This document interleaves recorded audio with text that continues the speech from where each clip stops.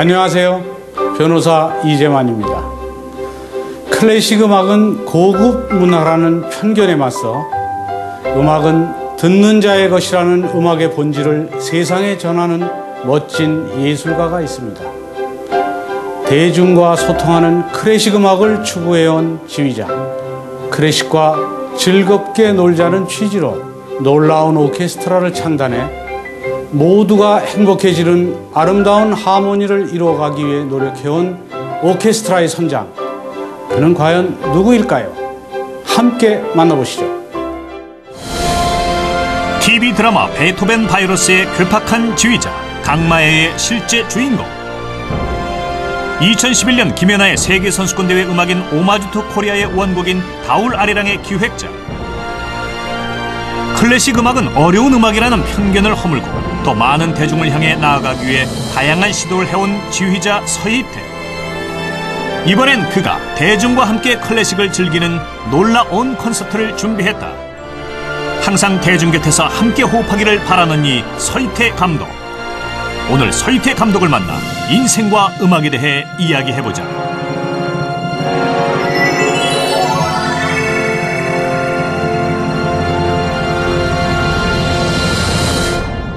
안녕하세요. 네, 안녕하세요. 네, 오늘 오케스트라의 지휘자를 만난다고 해서 네. 이 땡땡이 넥타이를 했습니다. 네, 잘 어울리십니다. 아주 잘 어울리십니다.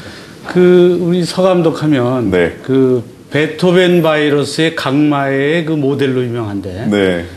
또 그리고 새로운 도전을 추구하는 예술가로서도 아주 널리 알려져 있는데, 네. 이번에도 아주 놀라운 일을 벌이셨다고 해요. 예, 정말 놀라운 일을 벌이고 있는데요. 그 놀라운 일이 바로 놀라운 콘서트입니다. 그렇군요. 놀이란 말은 놀자라는 뜻이고, 라온은 즐겁게라는 순수 우리말이거든요.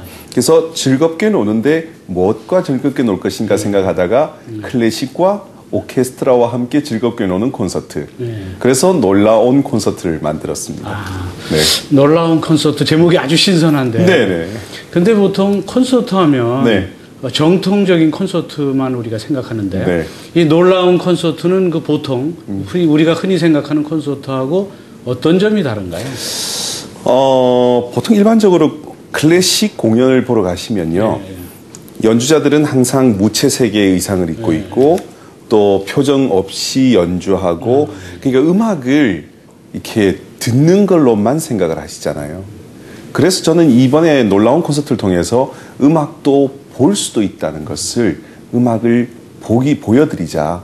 그래서 물론 연주를 열심히 하지만 그 연주 플러스에서 조명도 들어오고 무대 연출도 들어오고, 또 때에 따라서는 우리 연주자들이 춤도 같이 추기도 하고요. 또 연주자들과 관객이 하나가 돼서 같이 대합창의 하모니를 하기도 하고, 그래서 틀에 박혀 있는 어떤 그런 정형적인 음악회가 아닌 클래식 음악을 하면서도 너무나 즐겁게 즐길 수 있는 그런 콘서트, 그런 걸 한번 만들어 보고 싶었었어요. 용산에 있는 한 연습실. 서희태 감독은 놀라운 콘서트 준비에 한창이다. 놀라운 오케스트라의 창단 콘서트이자 즐겁게 놀 수 있는 콘서트를 만들기 위해 서희태 감독을 포함한 단원 모두가 한 마음으로 연습하고 있다. 여기에서 모든 파트가 다 트리를 하면서, 특히나 현악기들 다 트리를 하면서 크레시언도 해주시고 에스프레시브 해주시고요. 아무래도 힘든 것은 우리 단원들에게 이제 좀 움직임을 강조를 해야 되고, 또 연기도 좀 강조를 해야 되고, 어떤 때는 일어나서 막 샤우팅도 해야 되고, 또 어떤 때는 춤도 춰야 되고요. 워낙 안 해보던 단원들이 되다 보니까 이런 거 굉장히 힘들어 하세요. 그리고 굉장히 좀 뻣뻣하신 분이 많이 계시거든요. 그분들에게 좀 표정도 자유롭게, 또 옆 사람과 아이 컨택도 좀 하고, 관객과도 아이 컨택을 좀 하고, 그런 거 주문하는 게 제일 어렵고요. 음악적으로는 사실은 워낙 잘 하시는 분들이라 음악적으로는 어려움이 별로 없습니다. 대중이 즐길 수 있는 클래식 공연을 만들기 위해 새로운 시도를 하는 서희태 감독. 그는 클래식 음악은 어렵다라는 편견을 허물고 오케스트라와 관객이 함께 연주하는 새로운 개념의 클래식 한마당을 준비하고 있다. 오케스트라의 공연이 재미없다라는 그런 고정관념을 좀 깨드리고 싶어요. 굉장히 재밌을 거고요.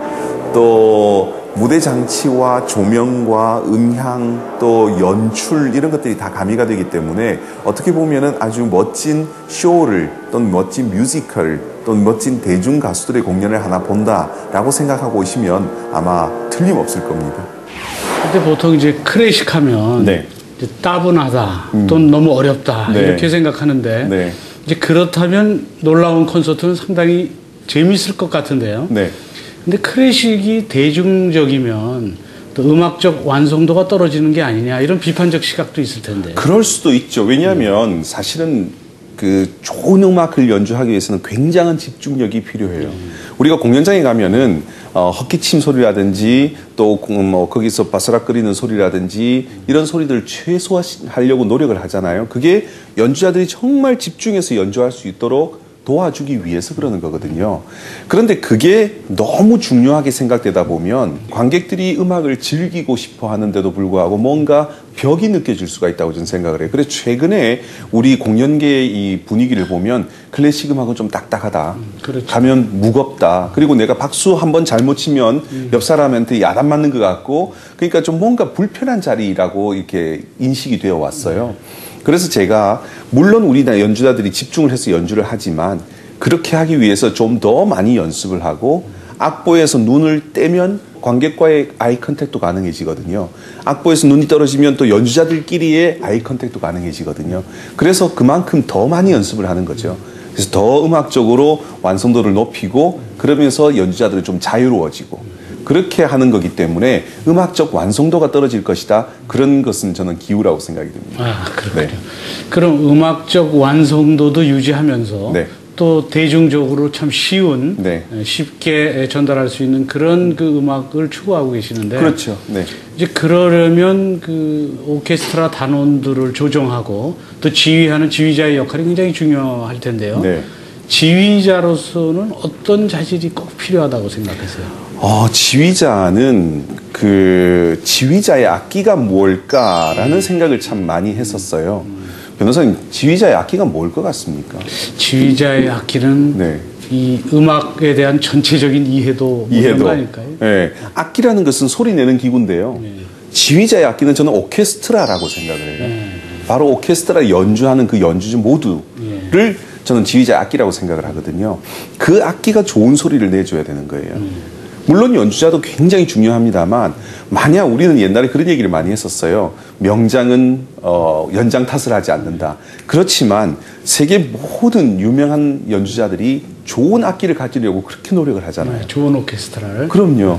그러니까 그 좋은 악기가 좋은 소리를 내게 되어 있기 때문에 지휘자는 자신의 악기인 오케스트라를 얼만큼 소중하게 생각하는지 그 오케스트라를 얼만큼 서로 소통하고 과거에 이제 그 강마애와 같은 그런 이미지는 단원들이 야단치고 했지만 그럼에도 불구하고 그 사이에서 단원들을 끌어안고 내 단원들을 지키려고 하는 그런 지휘자의 리더십이 있었거든요. 그렇기 때문에 그 드라마가 굉장히 성공을 하게 되었는데 저는 정말 지휘자의 모습이 그런 모습이 필요하다고 생각을 해요. 어떤 때는 채찍질을 가하기도 하지만 단원들과 소통하기도 하고 친구처럼 지나기도 하고 그러나 단원들이 어려움을 일을 당했을 때는 그것을 끌어안을 수도 있는 그런 리더십. 그래서 정말 지휘자는 여러 리더십의 표상처럼 이렇게 보여지기도 하죠. 물론 저도 때에 따라서는 그런 것들 다 하지는 못합니다만 최선을 다해서 잘하려고 노력은 하고 있습니다.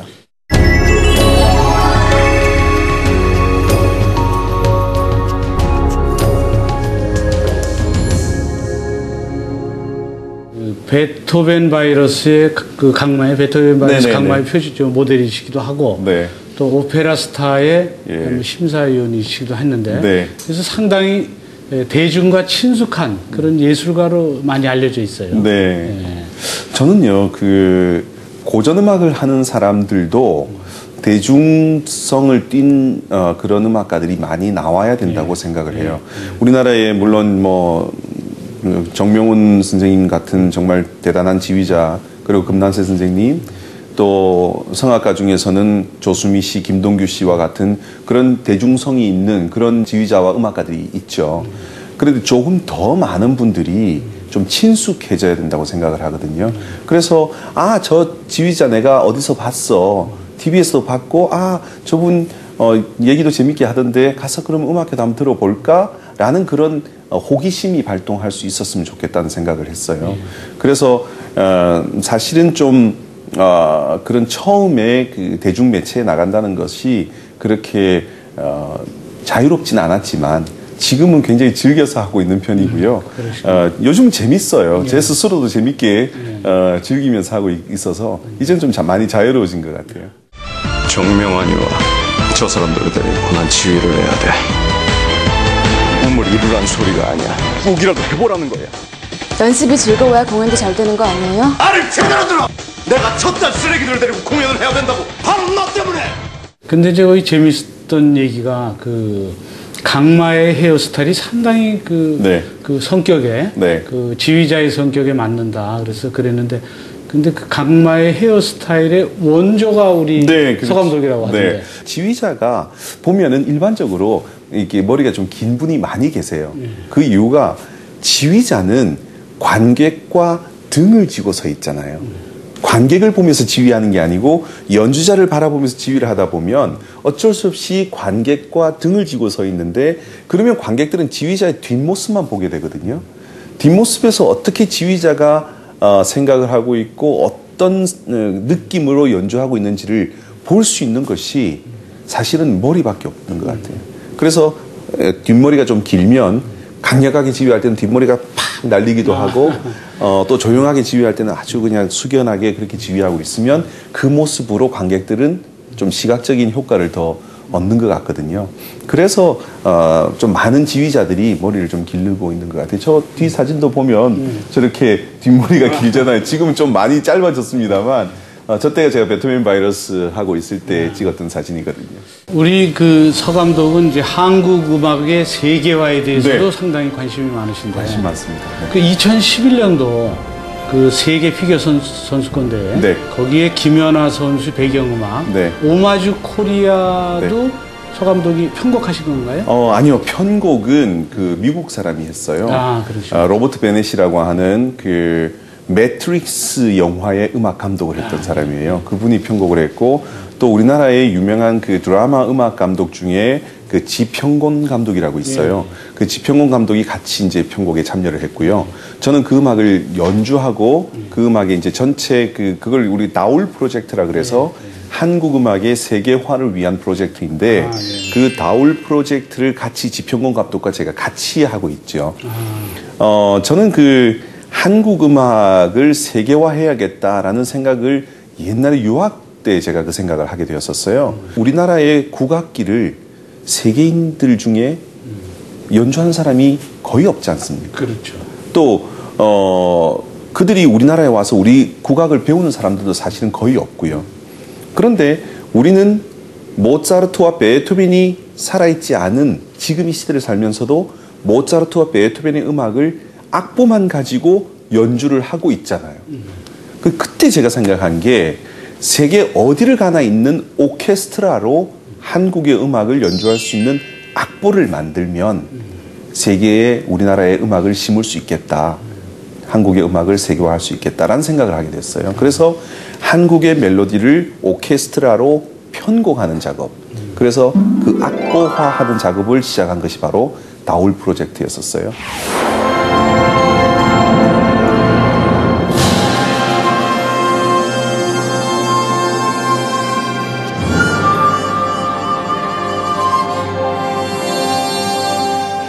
우리 서감독은 이제 공연을 통한 나눔 활동에도 상당히 많이 참여를 하셨는데 또 자선 공연도 많이 하신 걸로 알고 있어요. 지금 어떤 활동을 하고 계세요? 제가 가지고 있는 재능이라고 하면 뭐 음악 활동하는 게 제 재능이잖아요. 근데 저보다는 제 아내가 사실은 그쪽에 더 많은 관심을 갖고 있었어요. 어느 날 제 아내가 하는 말이 우리 재능의 11조를 하면 어떨까요? 하는 얘기를 한 거예요. 우리가 이제 그 크리스찬들은 이제 자기 소득의 10분의 1을 교회에 이렇게 헌금을 하지 않습니까? 그걸 11조라고 얘기를 하는데 우리가 음악 활동을 가지고 1년 12달 우리가 열심히 활동을 하는데 그래도 한 달 정도는 우리가 그 우리의 재능을 남들을 위해 좀 기부를 좀 합시다. 라는 게 바로 우리 재능의 11조를 기부하자는 얘기였었어요. 그래서 그때부터 저희가 좀 우리의 도움이 필요한 곳들을 찾아다니면서 연주를 하기 시작했고, 그러다 보니까 공연장의 화려한 불빛을 좀 어려운 아이들에게 보여주고 싶은 생각이 든 거예요. 예를 들어서 백혈병에 걸려서 병원 밖을 나오지도 못하는 그런 아이들, 또 육아원에 있는 아이들, 재활원에 있는 아이들, 그런 아이들은 그 시설을 벗어나기가 사실은 굉장히 어렵거든요, 환경적으로. 그래서 생각했던 것이 그 아이들이 밖으로 나올 수 있도록 하자. 그래서 공연장에 와서 공연장의 그 아름다운 조명도 보고 아름다운 무대도 보고 또 거기서 연주하는 연주자들의 연주도 실제로 한번 보게 해주고 싶다는 생각이 들어서 그때부터 이제 시작을 한 거죠.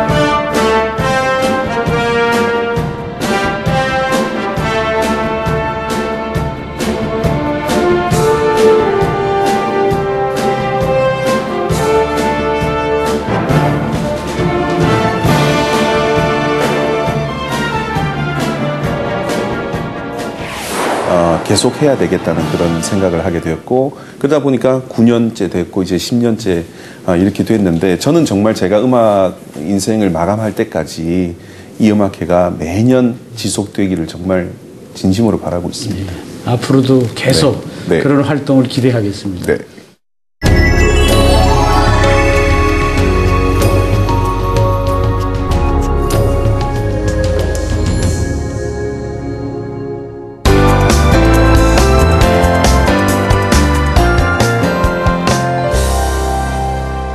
서희태 감독에 대해 알고 싶은 궁금증 베스트 5. 먼저 5위부터 알아보겠습니다.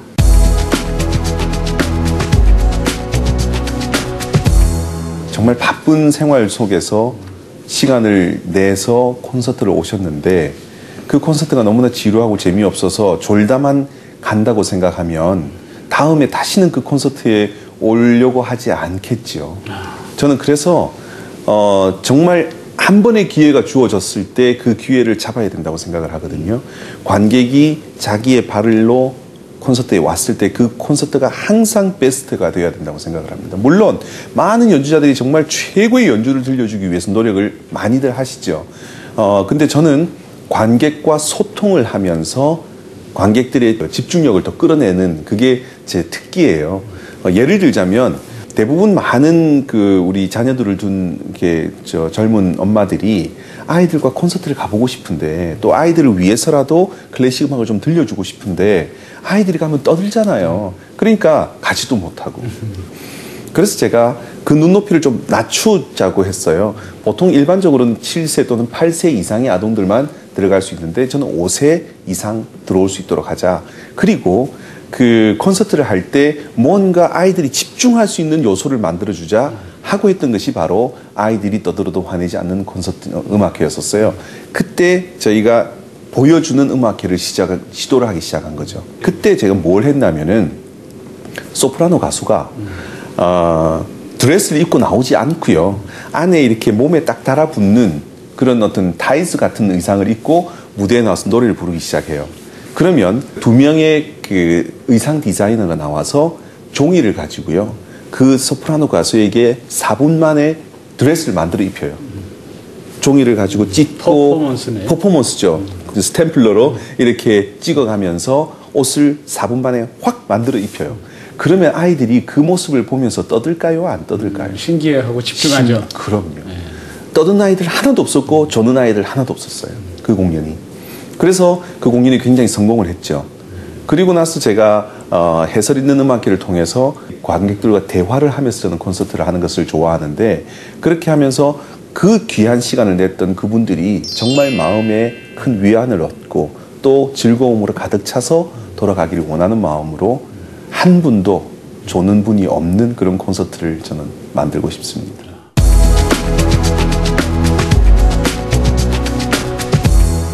클래식 하면 네. 보통 이제 음악을 떠올리게 되는데, 이 클래식이 경영과 어떻게 접목이 되나요?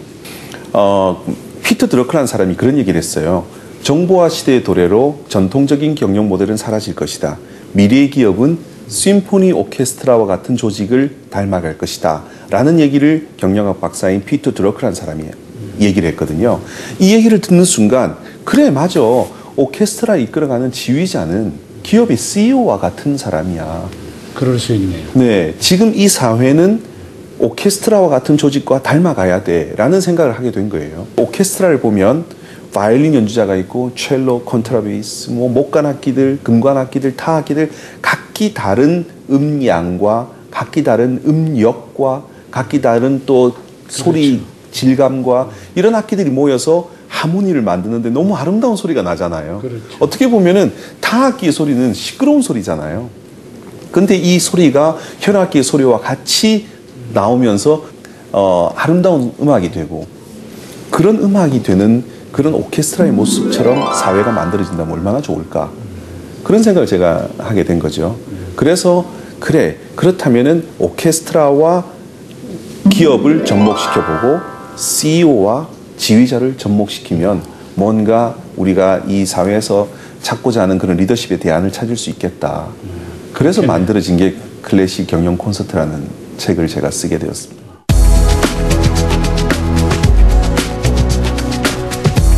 여전히 이제 많은 사람들은 네. 클래식 하면 어렵다, 무겁다 이렇게 느끼잖아요. 네. 근데 쉬운 클래식은 무엇인가? 쉽게 클래식에 접근할 수 있는 방법이 있나요? 클래식이라고 하는 음악에는 정말 많은 음악들이 있거든요.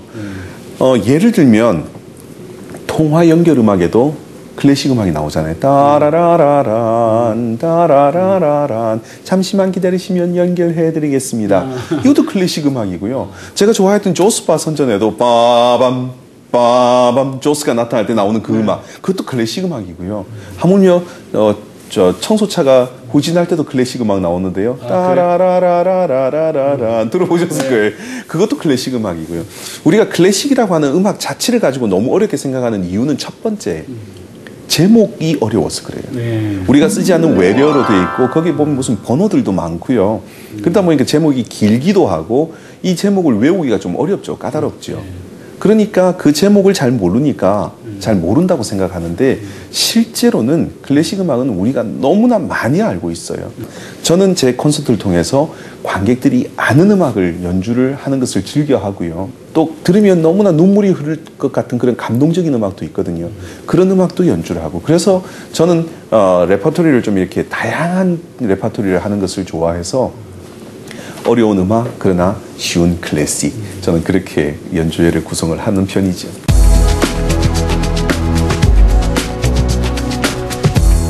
우리 서 감독은 항시 지금 끝없이 도전하고 또 아주 열정적으로 일을 진행해 오고 계신데 그 도전과 열정, 그거의 원천이랄까, 에너지는 어디서 나오는 건가요? 뭐 원천 에너지라고 하기까지 그렇게 거창한 건 없는데, 저는 생각하면 실천에 옮기는 게 제 특기예요. 뭔가를 생각했는데 해볼까 말까 이렇게 고민을 저는 잘 안 합니다. 햄릿은 아니군요. 네, 저는 한번 생각해서 재밌겠다, 그래 해보자. 저는 바로, 그래서 실패하는 것도 있죠. 그러나 그것을 통해서 저는 정말 많은 것들을 얻는다고 생각을 하거든요. 실패 또한 성공으로 가는 그런 과도기적인, 분명히 우리가 겪어야 되는 일이기 때문에, 그런 실패를 하면서도 내가 왜 실패했지 한 번 더 생각해보고, 그러면서 다른 일에 도전했을 때 그 도전이 성공으로 갈 수 있는 확률을 더 높인다고 생각하거든요. 그래서 저는 그 원천은 도전. 네.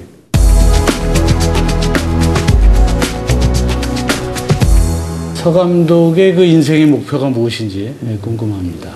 제 활동을 끝내는 그날 슈베르트가 작곡한 아주 아름다운 가곡이 하나 있어요. Du holde Kunst in wie viel grauen Stunden. 이게 음악이라고 하는 노래인데, 이 가사를 보면요, 음악, 너 정말 고마웠어. 너는 정말 최고의 예술이었어. 내가 너로 인해서 너무나 즐거웠고 너로 인해서 너무나 감사했어. 라는 제목은 가사가 되어 있어요. 저는 제가 70이 될지 80이 될지 혹은 그 이후가 될지도 모르겠지만, 제 음악 인생이 끝나는 날 그 노래를 부르면서 저는 멋있게 퇴장을 하고 싶어요.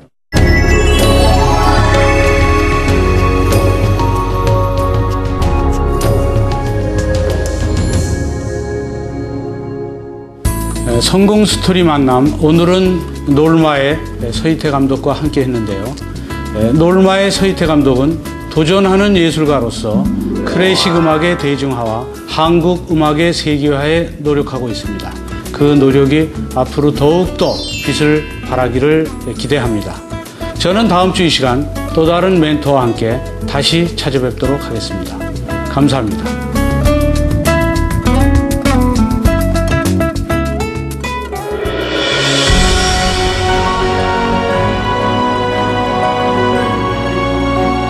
지휘자의 악기는 오케스트라라고 합니다. 수많은 악기들이 어우러져서 아름다운 하모니를 만들어내듯이 모두가 행복해지는 세상을 만들기 위해서 노력하는 지휘자 놀마의 서희태 감독. 앞으로도 열정적이고 창조적인 음악 활동과 나눔을 통해서 사랑과 희망의 바이러스를 전파하는 멋진 예술가가 되기를 기대합니다.